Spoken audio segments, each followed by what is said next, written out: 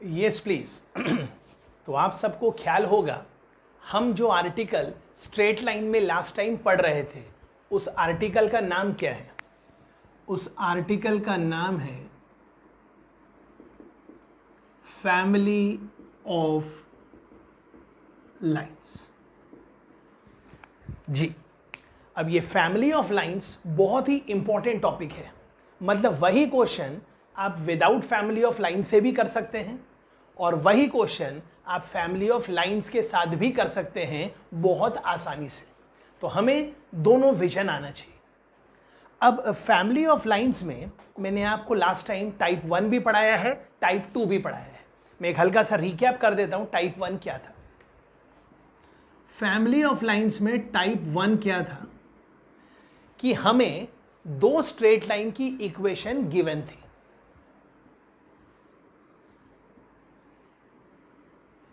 यह है पहली स्ट्रेट लाइन की इक्वेशन जो कि हमें गिवन है। एंड ऑफ कोर्स हमें एक दूसरे स्ट्रेट लाइन की इक्वेशन भी गिवन है, but point to be noted, वो दोनों लाइंस पैरेलल नहीं होनी चाहिए।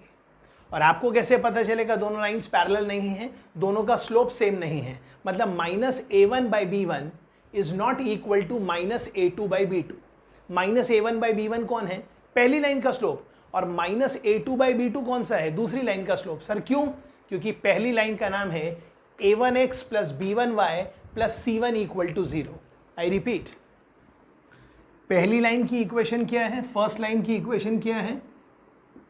a1x + b1y + c1 = 0। और सेकेंड लाइन की इक्वेशन क्या है? a2x + b2y + c2 = 0। मतलब आपको ये दो स्ट्रेट लाइन की इक्वेशन क्वेश्चन में गिवन है जी। उसके बाद वो क्या बोल रहा है कि आपको एक ऐसी स्ट्रेट लाइन की इक्वेशन निकालनी है जो ये दो स्ट्रेट लाइन के पॉइंट ऑफ इंटरसेक्शन से पास होती है। ओके, तो हमें ये पॉइंट निकालना नहीं है, बस हम बता रहे हैं कि हमें जिस लाइन की इक्वेशन निकालनी है वो लाइन L1 और लाइन L2 के पॉइंट ऑफ इंटरसेक्शन से पास होती है। और फिर हम ये तो समझ ही गए हैं कि लाइन L1 और L2 के पॉइंट ऑफ इंटरसेक्शन से पास होने वाली कितनी लाइंस है? एक नहीं, दो नहीं, लाखों करोड़ों, इनफाइनाइट लाइंस। ये जो मैं ड्रॉ कर रहा हूं, ये जितनी भी लाल लाइन है along with 2 ब्लू लाइन, इन सब में खास बात क्या है? They are passing through this common point. Okay, अब आगे हमें क्वेश्चन में क्या गिवन है? हमें लाइन L1 की इक्वेशन गिवन है, हमें लाइन L2 की इक्वेशन गिवन है। और हमें निकालना क्या है? हमें निकालना है एक ऐसी स्ट्रेट लाइन की इक्वेशन, एक स्ट्रेट लाइन की इक्वेशन जिसकी खास बात क्या है? ये लाइन L1 और L2 के पॉइंट ऑफ इंटरसेक्शन से पास हो रही है। एंड उसके अलावा आपको कुछ एक्स्ट्रा इंफॉर्मेशन दी है। तो सर हम वो एक्स्ट्रा इंफॉर्मेशन क्यों यूज करेंगे? अब मैं फिर से कह रहा हूं, ध्यान से सुनिए। ये जो लिखा है ना L1 + लैम्बडा L2 = 0, ये किसकी इक्वेशन है? ये जितनी भी स्ट्रेट लाइंस हैं इन सब की फैमिली की इक्वेशन है। मतलब this is equation of family of straight lines. मतलब ये इस लाइन की इक्वेशन है। यस, यहाँ जितनी भी लाइंस है ये सबकी इक्वेशन है, मतलब सबकी सामूहिक इक्वेशन है। And of course lambda belongs to real. मतलब अलग अलग लैम्बडास के लिए ये फैमिली ऑफ लाइंस के हमें अलग अलग मेंबर्स मिल जाएंगे। तो सर क्वेश्चन में क्या क्या गिवन होगा? क्वेश्चन में सबसे पहले दो चीजें गिवन हैं कि हमें एक ऐसी स्ट्रेट लाइन की इक्वेशन निकालनी है जो कि ये दो लाइन के पॉइंट ऑफ इंटरसेक्शन से पास हो रही है। एंड अब वो एंड के आगे क्या है? एंड के आगे लैम्बडा निकालने का इंफॉर्मेशन है। जैसे आपको याद होगा, मैंने लास्ट टाइम ही कहा था, and that line passes through a fix point. मतलब वो फिक्स पॉइंट भी गिवन है। तो सबसे पहले आप L1 लिखेंगे प्लस लैम्बडा लिखेंगे, फिर L2 लिखेंगे। लेकिन आपको समझना चाहिए L1 का मतलब आप क्या लिखेंगे? L1 का मतलब सिर्फ ये लिखेंगे, ये = 0 नहीं लिखेंगे, ये L1 है। और ये जो लिखेंगे ये आपका L2 है। जबकि लाइन की इक्वेशन क्या थी? दिस = 0। लेकिन जब हम फैमिली ऑफ लाइंस की इक्वेशन लिखेंगे तो हम L1 के नाम पे सिर्फ ये लिखेंगे, L2 के नाम पे सिर्फ ये लिखेंगे। तो ये हमने लिख दिया L1 plus lambda L2 equal to 0। Equal to 0 क्यों? क्योंकि वो एक स्ट्रेट लाइन की इक्वेशन। और लैम्बडा निकालने के लिए हमें क्वेश्चन में अलग अलग इंफॉर्मेशन दी थी, जैसे कि मेरी वो जो स्ट्रेट लाइन है वो इस पॉइंट से पास होती है। ये पॉइंट मतलब 2,3, 4,7 जो भी है। तो फिर वो आप इसमें यहाँ सेटिस्फाई कर देंगे। जैसे ही वो पॉइंट को वहाँ सेटिस्फाई करेंगे आपको लैम्बडा की वैल्यू मिल जाएगी। और अगर आपको लैम्बडा की वैल्यू मिल गई तो फिर आपको क्या करना है, उस लैम्बडा की वैल्यू को यहाँ रखना है, कोएफिशिएंट्स को प्रॉपरली अरेंज करना है, x वाले अलग, y वाले अलग और कांस्टेंट वाले अलग। तो वो जो आंसर आया है वही तो आपका आंसर रिक्वायर्ड था कि हमें उस लाइन की इक्वेशन मिल गई जो ये दो लाइन के पॉइंट ऑफ इंटरसेक्शन से पास हो रही है एंड इस पॉइंट से भी पास हो रही है। जबकि कुछ लोग बोलेंगे सर ये क्वेश्चन तो मैं बिना फैमिली ऑफ लाइन से भी कर सकता हूं। यस, लेकिन आज हमें ये सारे क्वेश्चन फैमिली ऑफ लाइन से करने हैं, क्योंकि कुछ क्वेश्चन ऐसे होंगे जो फैमिली ऑफ लाइन से ही होंगे। जैसे अगर आप बोलेंगे मुझे ये क्वेश्चन फैमिली ऑफ लाइन से नहीं करना है, मत करिए। आपको दो लाइन की इंफॉर्मेशन गिवन है, आप समझदार हैं, ये पॉइंट P आप निकाल लीजिए और शायद आपको ये पॉइंट Q भी दिया है। तो पॉइंट P पता है, पॉइंट Q पता है, तो फिर आपको पता चल गया कि मुझे उस लाइन का स्लोप निकालना है जो दो फिक्स पॉइंट से पास होते हैं। तो पॉइंट स्लोप फॉर्म से भी आप ये काम कर सकते हैं, लेकिन आज हम ये काम फैमिली ऑफ लाइन से कर रहे हैं। सेकेंड इंफॉर्मेशन, मेरे लाइन का एक्स इंटरसेप्ट गिवन है। एक्स इंटरसेप्ट मतलब मान लीजिए 5, मतलब उस लाइन का जो पॉइंट है वो 5,0 है। सेटिस्फाई कर दीजिए, लैम्बडा आ गया। लैम्बडा आ गया तो फैमिली ऑफ लाइंस का मेंबर आ गया। या फिर ये दिया है कि जो आपकी लाइन है, फैमिली ऑफ लाइंस का जो मेंबर है, it is parallel to x axis. तो आप क्या करिए, ये जो फैमिली ऑफ लाइंस की आपने इक्वेशन लिखी है, इसका जो स्लोप है, सर इसका स्लोप कैसे निकालेंगे? जब आप L1 plus lambda L2 equal to 0 करेंगे तो ये आएगा समथिंग प्लस समथिंग x, मतलब यहाँ इन टर्म्स ऑफ लैम्बडा, यहाँ भी इन टर्म्स ऑफ लैम्बडा और ये कांस्टेंट भी इन टर्म्स ऑफ लैम्बडा। तो स्लोप का मतलब क्या होगा, x coefficient divided by y coefficient और सामने माइनस, उसको इक्वल टू 0 कर दीजिए। समथिंग बाय समथिंग 0 है, मतलब न्यूमरेटर 0 है, तो वहाँ से लैम्बडा की वैल्यू मिल जाएगी। और हमें लैम्बडा की वैल्यू मिल गई तो हमें वो फैमिली ऑफ लाइंस का मेंबर मिल गया जिसकी हमें रिक्वायरमेंट थी। या फिर क्वेश्चन में गिवन है कि वो जो आपका मेंबर है वो उस लाइन को पैरेलल है। उस लाइन को मतलब एक लाइन गिवन है, तो उस लाइन का स्लोप मालूम है और इस लाइन का slope in terms of lambda. जब मैं बोल रहा हूं इस लाइन का स्लोप मतलब फैमिली ऑफ लाइंस का स्लोप, जी पता है, दोनों को इक्वेट कर दीजिए, लैम्बडा आ गया तो आंसर आ गया। या फिर आपको गिवन है कि आपका फैमिली ऑफ लाइंस का वो member parallel to y axis है। पैरेलल टू वाई एक्सिस है मतलब उसका स्लोप इनफाइनाइट है, और स्लोप इनफाइनाइट है तो इसका स्लोप निकाल लीजिए, something bye something, of course with minus. Something bye something infinite होना चाहिए, तो डिनोमिनेटर को इक्वल टू 0 कर दीजिए। या फिर क्वेश्चन में गिवन होगा कि वो फैमिली ऑफ लाइंस का जो मेंबर है उसका एक गिवन पॉइंट से परपेंडिकुलर डिस्टेंस गिवन है। तो किसी भी फिक्स पॉइंट से इस वेरिएबल लाइन पे परपेंडिकुलर डिस्टेंस निकालिए, ऑफ कोर्स मॉड के साथ इक्वेट करिए। इस वक्त आपको लैम्बडा की दो वैल्यू मिलेंगी, और दो क्यों मिलेंगी? क्योंकि एक लाइन नीचे होगी और एक लाइन ऊपर होगी परपेंडिकुलर।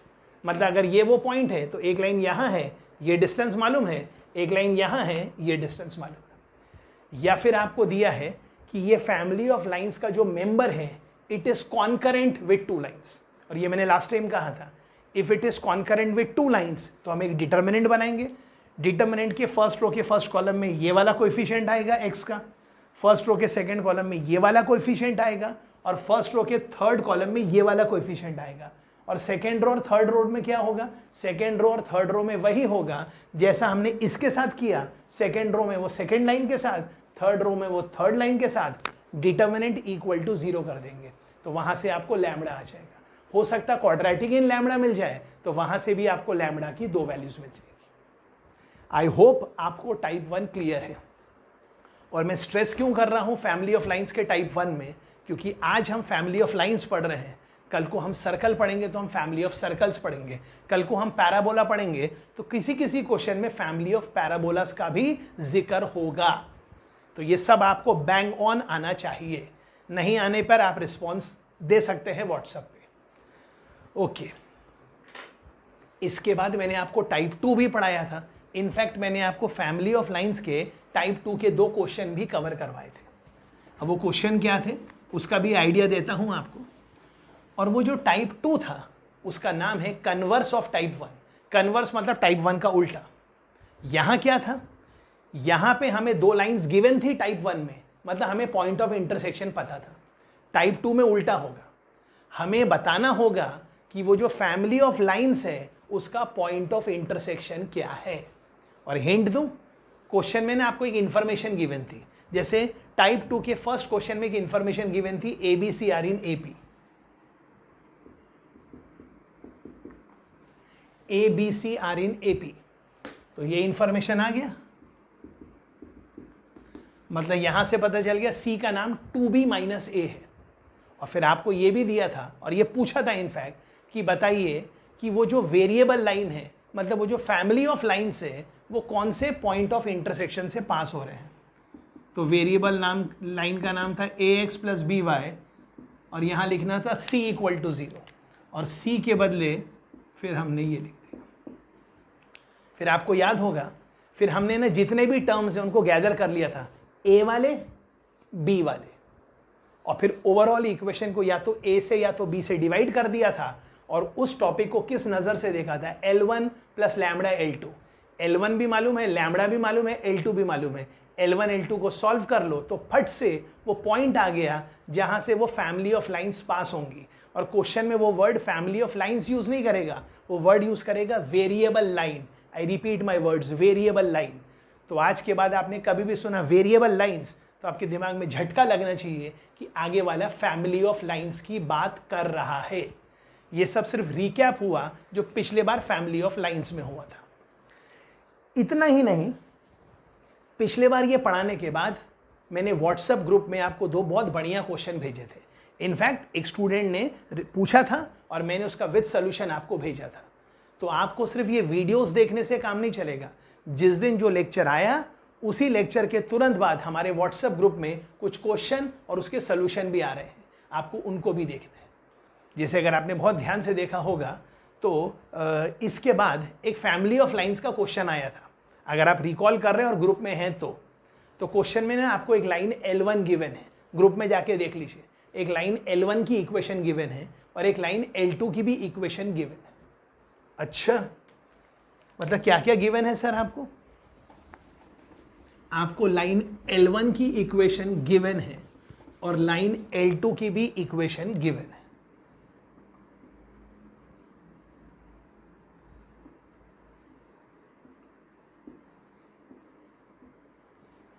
दो लाइन की इक्वेशन गिवन है और आगे वाला बोल रहा है लाइन L1 और L2 के बीच में एक एंगल थीटा है। और फिर आगे वाला आपसे बोल रहा है कि आप मुझे एक ऐसी लाइन की इक्वेशन निकाल के दो, मतलब L2 लाइन की एक ऐसी इक्वेशन निकाल के दो, इसका नाम मैं L2 डैश रख रहा हूं, जिसका एंगल लाइन L1 के साथ वही है जैसा लाइन L2 का L1 के साथ था। और फिर ये आर्टिकल हमने ग्रुप में कैसे कवर किया, आपको L1 मालूम है, L2 मालूम है, हमें इस लाइन की इक्वेशन निकालनी है। और ये क्या है, ये फैमिली ऑफ लाइंस का एक मेंबर है। और तब हमने शायद ऐसा लिखा है व्हाट्सएप में, L1 + लैम्बडा L2 = 0, राइट। ये लिखने के बाद आपको पता हो गया कि मुझे सिर्फ यही वाला मेंबर चाहिए। इसका मतलब ये जो लाइन L1 है, ये पुरानी लाइन L2, और ये जो नई लाइन आपको चाहिए जिसका नाम मैंने रखा L2 डैश, तो लाइन L1 का L2 के साथ जो एंगल है, लाइन L1 का L2 के साथ भी, L2 डैश के साथ भी वही एंगल है। मतलब लाइन L1 एंगल बाइसेक्टर है।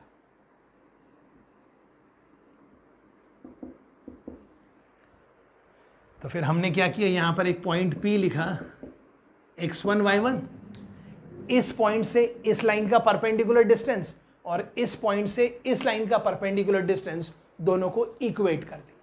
फिर आगे आप व्हाट्सएप ग्रुप में देख सकते हैं, उसको जब हमने सॉल्व किया तो हमें लैम्बडा की 2 वैल्यू मिलेंगी। लैम्बडा की एक वैल्यू जब आप इसमें पुट करेंगे तो आपको लाइन L2 ही मिल जाएगी, और लैम्बडा की जब दूसरी वैल्यू पुट करेंगे तो आपको ये जो न्यू लाइन है L2 डैश, ये मिल जाएगी। मतलब this is actually a very good question which is covered in our WhatsApp group, please check करिएगा। मतलब मैं आप सबको इंफॉर्मेशन दे रहा हूं, सिर्फ लेक्चर्स देखने से काम नहीं होगा, लेक्चर्स देखने के बाद व्हाट्सएप ग्रुप में जो डिटेल्स आते हैं आपको उनको भी वर्कआउट करना है। जैसे उसके पहले हमने एक टॉपिक पढ़ा था एंगल बाइसेक्टर्स, मतलब हमारे को दो लाइन के एंगल बाइसेक्टर्स निकालने हैं। ऑफ कोर्स दो लाइन के दो एंगल बाइसेक्टर्स है, उसकी मैंने थ्योरी वीडियो लेक्चर्स में कवर की, लेकिन उस वीडियो लेक्चर्स के तुरंत बाद व्हाट्सएप ग्रुप में क्वेश्चन आ गया। कौन कौन सा? आपको स्पेसिफिकली दो लाइन की इक्वेशन गिवन थी। Just wait a minute.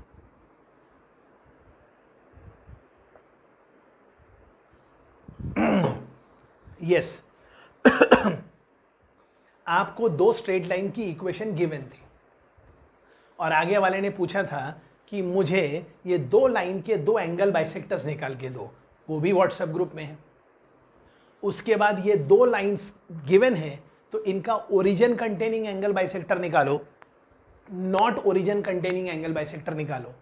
ये एक स्पेसिफिक पॉइंट दिया था तो हमें बोला था पॉइंट कंटेनिंग एंगल बाइसेक्टर निकालो, या फिर not point containing angle bisector निकालो, या फिर ये दो लाइन के बीच में वो वाला एंगल बाइसेक्टर बताओ जो एक्यूट एंगल बाइसेक्टर है, या फिर ये दो लाइंस के बीच में वो वाला एंगल बाइसेक्टर बताओ जो ऑब्ट्यूस एंगल बाइसेक्टर है। ये सब काम थ्योरी से नहीं होगा, थ्योरी तो हमारे वीडियो लेक्चर्स में है, लेकिन व्हाट्सएप में तुरंत उसके बाद ही ये सारे क्वेश्चन भी हैं और उनका सोल्यूशन भी है। तो आपको सिर्फ वीडियो लेक्चर्स नहीं देखना है, व्हाट्सएप ग्रुप में भी अपडेट रहना है। ओके, फिर ये वाले टॉपिक के साथ ये क्वेश्चन और था, आपको ना गिवन था, क्या गिवन था अगर मैं रिकॉल करूं तो, हाँ आपको ना दो स्ट्रेट लाइन की इक्वेशन गिवन थी और ये बताया था कि ये एक पॉइंट कंटेनिंग एंगल बाइसेक्टर है। यह बातें कब समझेंगे? अगर आपके पास व्हाट्सएप ग्रुप में वो सारे डिटेल्स है तो।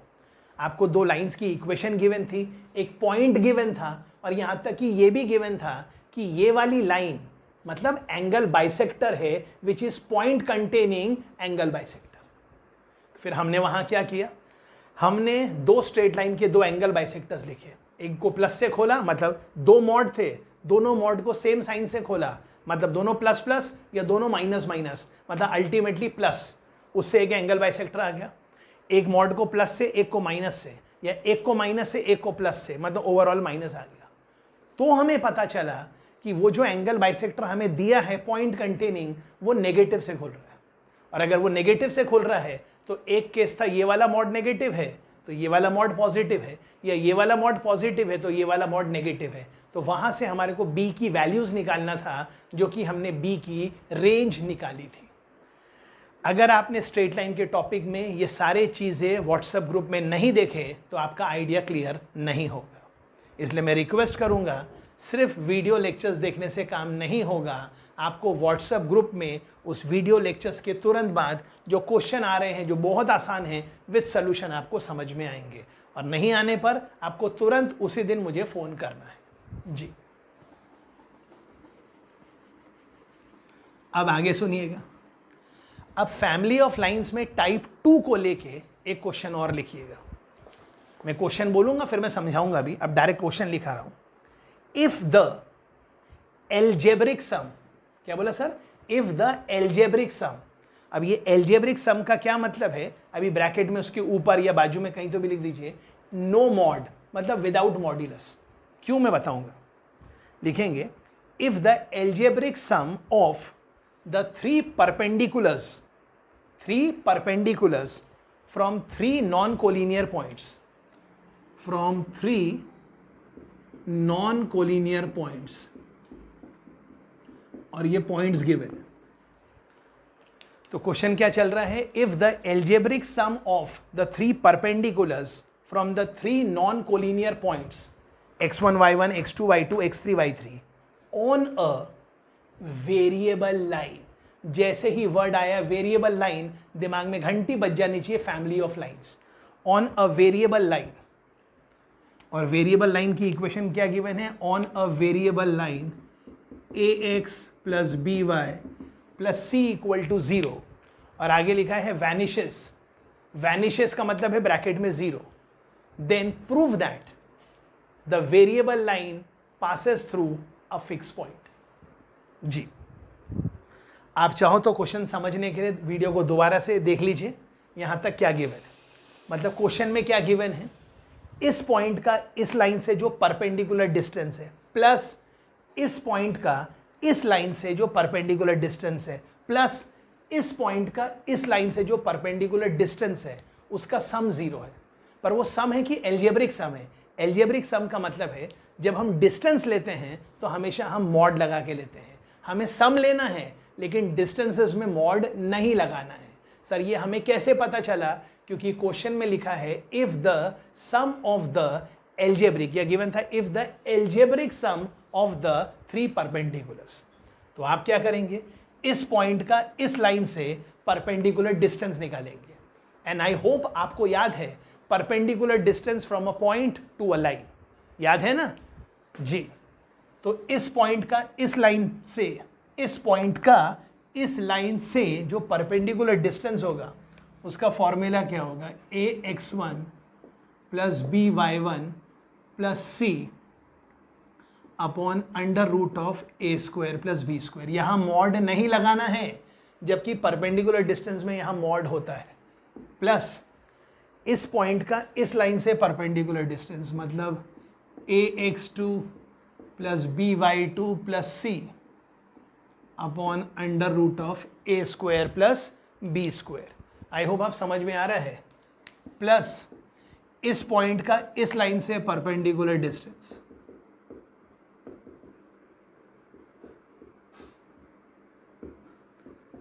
वैनिशेस। तो ये हमने वैनिशेस के लिए इक्वल टू 0 लिख दिया। आगे आप समझदार हैं, अगले स्टेप में एलसीएम लेने की क्या जरूरत है, एलसीएम तो लिया हुआ है, तो ये सब गया और वहां under root of a square plus b square 0 से मल्टीप्लाई हुआ और खत्म हो गया। फिर आपने क्या किया, आप देख सकते हैं ये तीनों टर्म्स में ए कॉमन है, तो आपने ए कॉमन लिया और यहां लिखना है x1 plus x2 plus x3। अब instead of writing x1 plus x2 plus x3 मैंने लिख दिया समेशन x1, मतलब x1 plus x2 plus x3। Okay, फिर आप समझदार हैं, इसमें इसमें और इसमें b कॉमन है, अंदर लिखना है y1 plus y2 plus y3, लिख दिया सर। c 3c, तो यहां आया -3c, और जैसे ही आया -3c, c यहां रह गया। आप समझदार हैं, मतलब आज के बाद कोई बोले c मतलब क्या, तो आप c का मतलब बोलेंगे ये माइनस को मैं ऊपर लिख देता हूं, कोई प्रॉब्लम नहीं है, ये माइनस को मैं ऊपर लिख देता हूं। तो आंसर क्या आएगा, -a/3 into x1 plus x2 plus x3 minus b/3 into y1 plus y2 plus y3। अब क्या करना है, अब आपको एक वेरिएबल लाइन की इक्वेशन गिवन थी ax plus by plus c equal to 0। आप समझदार हैं, आपको क्या करना है, ये c की वैल्यू यहां पुट करना है। तो नेक्स्ट स्टेप में जब ये वाले c की वैल्यू आप यहां पुट करेंगे तो आपको यहां क्या दिखेगा, यहां दिखेगा -a/3 और ये लिखेगा समेशन x1, और ये दिखेगा -b/3 और ये दिखेगा समेशन y1 इक्वल टू 0। अब इन दोनों में से a कॉमन ले लेंगे तो ये हो जाएगा x माइनस समेशन x1/3, यहां आएगा प्लस b कॉमन ले लेंगे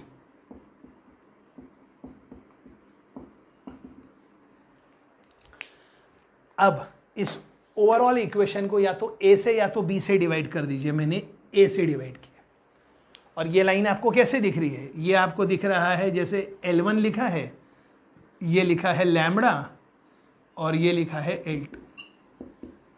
मतलब ये क्या लिखा है, family of lines L1 plus lambda L2। Okay, तो ये L1 प्लस लैम्बडा L2 ये जो फैमिली ऑफ लाइंस है, ये कौन से पॉइंट से पास होंगे, आप इन दोनों को सॉल्व कर लीजिए। सॉल्व करने की क्या जरूरत है, यहां से x आ जाएगा, x क्या आएगा x1 plus x2 plus x3/3, और y क्या आ जाएगा y1 plus y2 plus y3/3। मतलब this is a feeling of centroid, feeling of centroid. तो ये आपको समझ में आ गया, this is converse of type 1 of family of lines, मतलब टाइप 2। मतलब हमें बताना है कि वो फैमिली ऑफ लाइंस एक फिक्स पॉइंट से पास हो रही है जी। अब टाइप 2 का एक और एग्जांपल लेते हैं और फिर आज टाइप 3 भी करेंगे। लेकिन आज ही बता दूं, आज टाइप 2 भी हो जाएगा, टाइप 3 भी हो जाएगा, और नेक्स्ट आर्टिकल का नाम होगा पेयर ऑफ स्ट्रेट लाइन, जो कि इस वीडियो में नहीं, इसके अगले वीडियो में होगा। But pair of straight line is also very very very important topic. और एक बार आपका ये फैमिली ऑफ लाइन्स तक हो गया और उसके बाद पेयर ऑफ स्ट्रेट लाइन्स हो गया, तब जाके हम कहेंगे हमारा स्ट्रेट लाइन हो गया। और जब हमारा स्ट्रेट लाइन चैप्टर हो जाएगा, फिर अगला चैप्टर सर्कल आएगा। और अगर हमें सर्कल क्लियर हो गया और स्ट्रेट लाइन सर्कल आ गया, then believe me, parabola, ellipse, hyperbola is just going to be cakewalk for you जी। और सबको बता दूं, हम वहां कुछ भी फॉर्मूले याद नहीं करेंगे, हम सब बढ़िया तरीके से डिराइव करेंगे और हमें वो डेरिवेशन हमेशा याद रहेगा। और बाकी सब लोग आपको वो फॉर्मूला याद करने को कहेंगे, लेकिन मैं एक भी फॉर्मूला आपको याद करने को नहीं बोलूंगा जी। Next question please, family of lines का टाइप 2 के लिए। तो लिखिए सर, क्वेश्चन क्या है? क्वेश्चन है, if the sum of the reciprocals of the intercepts, क्या बोला? If the sum of the reciprocals of the intercepts made by the line, ये बहुत इंपॉर्टेंट है, made by the line on the coordinate axis, coordinate axis मतलब x axis y axis, is a non zero constant, is a non zero constant. मतलब अभी तक क्या हुआ? वो कह रहा है कि आपके पास एक स्ट्रेट लाइन है, थोड़ा इंफॉर्मेशन बताने के लिए ताकि हमें आर्टिकल क्लियर हो। मैं मान रहा हूं ये वो मेरी स्ट्रेट लाइन है, लेकिन ये straight line variable straight line है, मतलब अभी ये यहां है, हो सकता है स्ट्रेट लाइन ऐसी हो, ऐसी हो, ऐसी हो। तो मैं मान रहा हूं कि इसका एक्स इंटरसेप्ट ए है और वाई इंटरसेप्ट बी है, जबकि इस सिचुएशन में ए और बी दोनों वेरिएबल है। सर क्यों? क्योंकि ये स्ट्रेट लाइन वैरी करेगी। तो इस स्ट्रेट लाइन का एक्स इंटरसेप्ट क्या है? ए, और उसने क्या दिया है? Sum of the reciprocals of the intercepts on the coordinate axis. तो ये ए लिखा है कि ए का रेसिप्रोकल 1/a प्लस 1/b, और क्वेश्चन में दिया है it is a non zero constant. मतलब आपको इंफॉर्मेशन अब तक क्या दी है? 1/a plus 1/b equal to k। ये आगे लिख लेंगे, where a and b are variable. आगे, then prove that the line passes through a fix point. अब वो बोल रहा है the line passes through a fix point, इसका मतलब ऐसी बहुत सारी लाइंस रहेंगी, बहुत सारी लाइंस रहेंगी, लेकिन हमें बताना है वो सारी लाइंस एक फिक्स पॉइंट से पास हो रही है। मतलब ये क्वेश्चन फैमिली ऑफ लाइंस का है। तो आर्टिकल कैसे करेंगे? हम सबसे पहले लाइन की इक्वेशन लिखेंगे, x/a plus y/b equal to 1, और ये इंफॉर्मेशन आपको गिवन है। तो यहां से कोई आपसे पूछे 1/b क्या है, तो ये तो लिखा है x/a प्लस y इंटू, यहां लिखना है मुझे 1/b और इक्वल टू 1। लेकिन यहां से कोई मेरे को बोले 1/b का मतलब क्या है, तो 1/b का मतलब है k माइनस 1/a। क्लियर है जी? अब आप देख सकते हैं यहां पे जितनी भी लाइन जो भी लिखा है, और ये जो इक्वल टू 1 लिखा है उसको मैंने ऐसा लिख दिया। अब यहां जितने भी टर्म्स हैं, कुछ टर्म्स ए वाले हैं, कुछ टर्म्स बिना ए वाले हैं। तो ए वाले कौन कौन से टर्म्स हैं? ए वाले टर्म्स हैं ये और ये। तो अगर आपने 1/a कॉमन निकाल लिया तो ये लिखा है x माइनस वाई। और बिना a वाले टर्म्स कौन कौन से? ये हैं, तो ये लिखा है yk माइनस 1 इक्वल टू 0। ध्यान से देखिए, ये L1 है, ये L2 है और ये लैम्बडा है। मतलब ये लिखा है L1 plus lambda L2 equal to 0। तो यहाँ से y क्या आ जाएगा? y आ जाएगा 1/k, और यहाँ से क्या आएगा? x इक्वल टू y, मतलब x equal to y equal to 1/k। मतलब आपको पता चल गया कि वो फैमिली ऑफ लाइंस किस पॉइंट ऑफ इंटरसेक्शन से पास होंगे, 1/k, 1/k। आई होप ये आपको समझ में आ रहा है जी। तो ये है फैमिली ऑफ लाइंस का जादू। हमने टाइप 1 पढ़ लिया, टाइप 2 पढ़ लिया। अब हम पढ़ेंगे टाइप 3। अब टाइप 3 का एज सच हम कोई नाम नहीं लिखेंगे, लेकिन सिर्फ लिखेंगे टाइप 3। और अब टाइप 3 देखिए कितना मजेदार है जी। मैंने अज्यूम कर लिया कि मेरे पास एक क्वाड्रिलेटरल है, तो आर्टिकल का नाम लिख दीजिए टाइप 3 में। पहला क्वेश्चन है finding the diagonal of the quadrilateral, या finding the diagonals of the quadrilateral without finding the vertex. अच्छा, मतलब मैं क्या बोल रहा हूं, ये point A B C D ये आपको नहीं मालूम है, बल्कि आपको क्या मालूम है, जब मैं लिख रहा हूं L1 इक्वल टू 0, मतलब आपको पता है कि आपके क्वाड्रिलेटरल का एक साइड इस लाइन के अलोंग है। जब मैंने टिक किया तो आप सब समझ जाएंगे मैं क्या कह रहा हूं। मतलब आपको यह पता है कि आपका क्वाड्रिलेटरल कौन सी 4 लाइन से बन रहा है, L1 L2 L3 L4। और आपको क्या करना है, मान लीजिए डायगोनल AC निकालना है। अगर आप इसको फैमिली ऑफ लाइन से नहीं करना चाहते तब तो बहुत ही आसान है, लाइन L1 और L4 को सॉल्व कर लीजिए तो पॉइंट A के कोऑर्डिनेट्स आ जाएंगे। आप L2 और L3 को सॉल्व कर लीजिए तो पॉइंट C के कोऑर्डिनेट्स आ जाएंगे। आपको पॉइंट A आ गया, पॉइंट C आ गया, तो A और C को ज्वाइन करने वाली जो लाइन है जो कि इस क्वाड्रिलेटरल की डायगोनल है, आप उसकी इक्वेशन कभी भी निकाल सकते हैं पॉइंट स्लो फॉर्म में।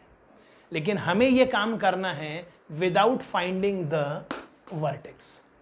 ओके, तो विदाउट फाइंडिंग द वर्टेक्स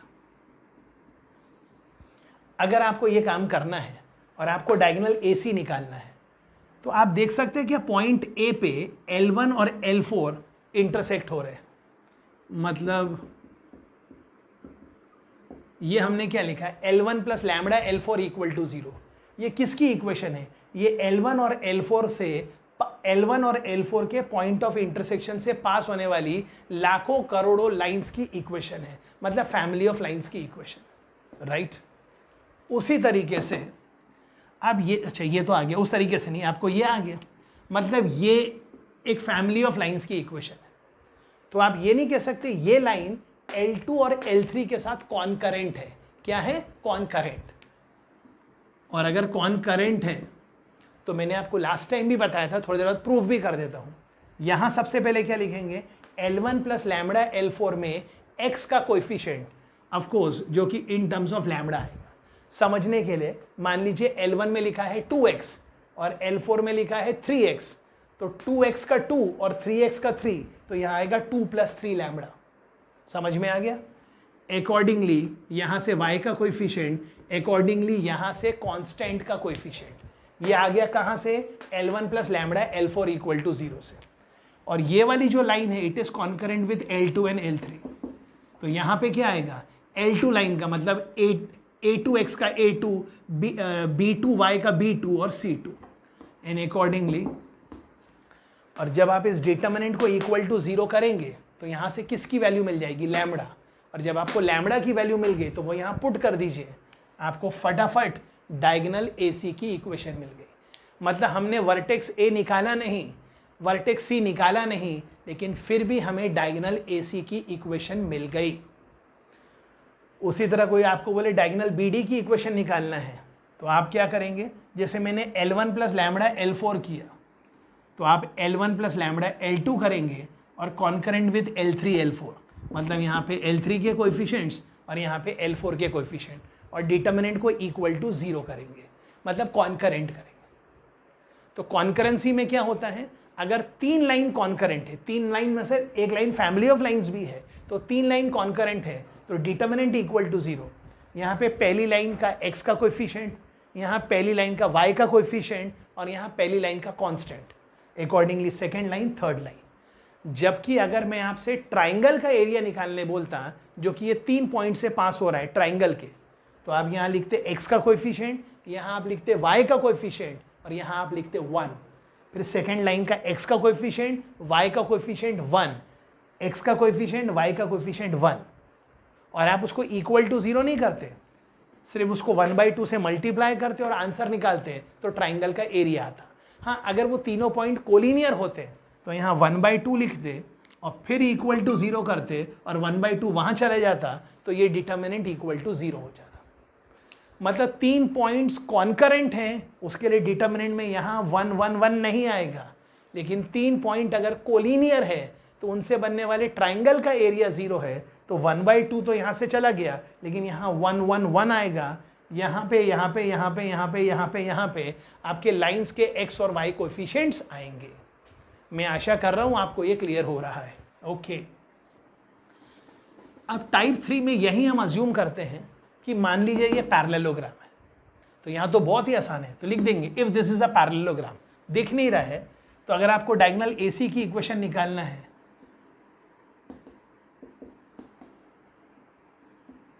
खत्म। मतलब आपको इस डायगोनल की इक्वेशन निकालना है तो डायरेक्टली आंसर लिख दीजिए L1 multiplied by L2 is equal to L3 multiplied by L4। Check कर लीजिए, या फिर उसको नेक्स्ट स्टेप में ऐसा करके लिख सकते हैं। तरीका वही है, पहले अपन L1 plus lambda L4 equal to L2 L3 लिखेंगे, लेकिन आंसर वही आएगा जो इससे आएगा। और कोई बोलेगा अगर ये पैरेललोग्राम है, मैंने क्वाड्रिलेटरल के लिए नहीं बोला, पैरेललोग्राम है और आपको डायगोनल BD की इक्वेशन निकालना है, तो BD की एक तरफ कौन है, तो आंसर आएगा L1 L4 minus L2 L3 equal to 0। Okay, अब टाइप 3 को समझने के लिए एक और क्वेश्चन।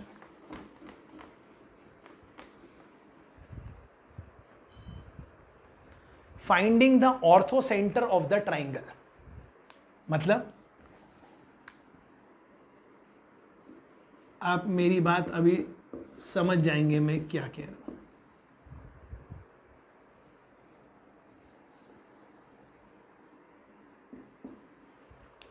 मैं बता रहा हूं मैं क्या कह रहा हूं।